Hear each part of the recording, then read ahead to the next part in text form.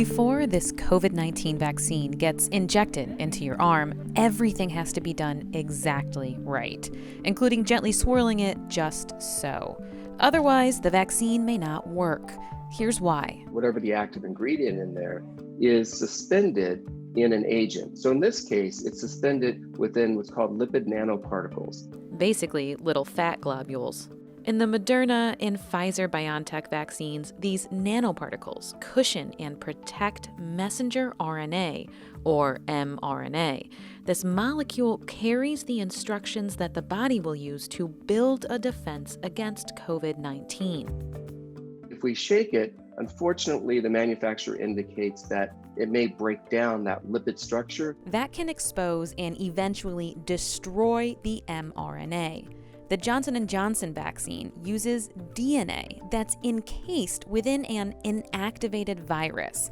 But too much movement could mean a dose drawn from the vaccine vials won't carry enough of the mRNA or DNA to help you build sufficient immunity. It may not get into your cells like it should. Any mishaps can reduce the vaccine's potency, and every dose counts as providers race against new variants to curb the pandemic and achieve herd immunity. We need roughly 75% or greater people to be immune. Proper handling of the vaccine is just one of the details needed to successfully vaccinate as many people as possible. It's a great art and science of managing this vaccine. Each of the 3 emergency-approved vaccines have different storage and handling requirements, which require close monitoring. The colder the temperature, the more stable they are.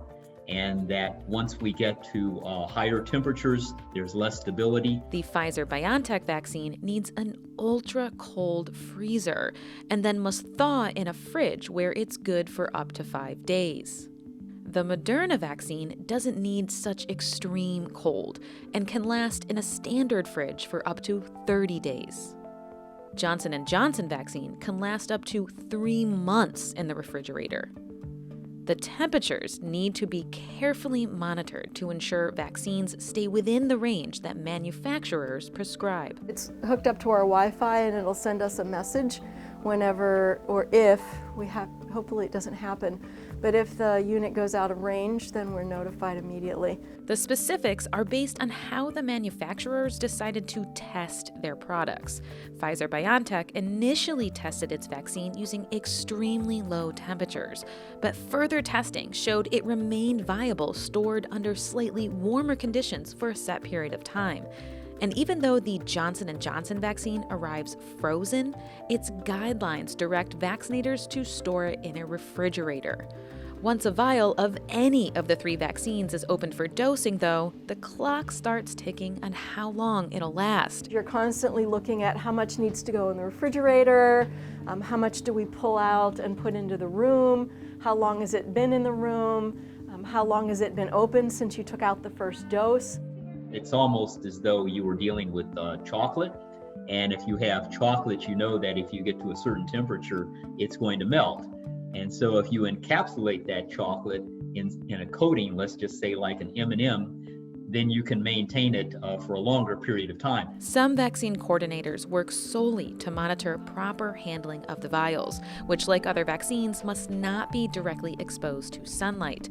But it's unclear exactly how much sunlight, warmth, or movement is too much. We know that sunlight and just and light from rooms can actually interfere with the integrity of the product. Yeah, there's a lot of things within medicine and pharmacy that don't have exact parameters around them. And so what we do is the best we can to mitigate any potential loss. Required training for anyone handling the vaccine minimizes that risk, and providers must take prompt action if transport or storage temperatures ever go out of range. So immediately we're going to put it in the freezer because we don't want to be responsible for further degradation of that vaccine, just in case. And then we would notify the manufacturer, and then we would notify the county that we had gotten a batch that had come that was not good, so that they can follow up on that from their end as well. But it's unlikely any major mishandling that would compromise the vaccine would go unnoticed by a provider.